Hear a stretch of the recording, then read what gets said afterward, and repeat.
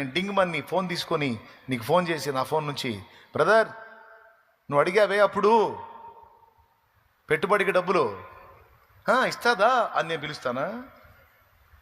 Mind ఉన్నోడు ఎవడన్నా పిలుస్తాడా? చెప్పండి కొద్దిగా. ఏం చేస్తాడు? ఇస్తాను అన్నాను, నేనేం ఈనలేదే, ఇస్తాను అన్నాను, నన్ను అడగట్లేదుగా. అంటే బహుశా వేరే ఆప్షన్ ఉందేమో, వేరే వైపు నుంచి అతనికి ఏదన్నా వచ్చిందేమో, లేకపోతే ఎవరైనా ఇంకా ఇస్తామన్నారేమో, ఎవరి దగ్గర తెచ్చుకున్నాడేమో. ఎక్కడ అందకపోతే నా దగ్గరికి వచ్చేవాడు, నన్ను అడిగేవాడు కదా. అడగలేదు అంటే అతనికి అంత తీవ్రమైన విషయం కాకపోయి ఉండొచ్చు అది అని సైలెంట్ అవుతాడు. నాకే గొడవ లేదు, నా సొమ్ము నా దగ్గరే ఉంటుంది అనుకుంటాం.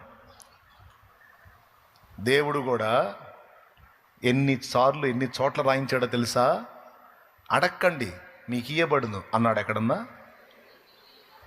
ఎక్కడన్నా రాసి ఉంటే చెప్పండి, నేను కూడా చూసుకొని నేర్చుకుంటా. అడక్కండి మీకు ఇయ్యబడును అని రాశాడు ఎక్కడన్నా? ఏం రాశాడు? పెద్దగా వెదకుడి, తట్టుడి, అడుగుడి, అడుగు ప్రతివాడు పొందునా, కొంతమందే పొందునా. మరి అడగరే.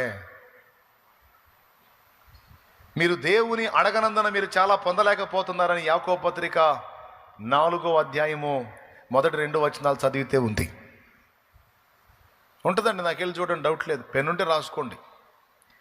అడగనందున చాలా సంగతులు మనం పొందలేకపోతున్నాం. అడుగుటయే ప్రార్థన.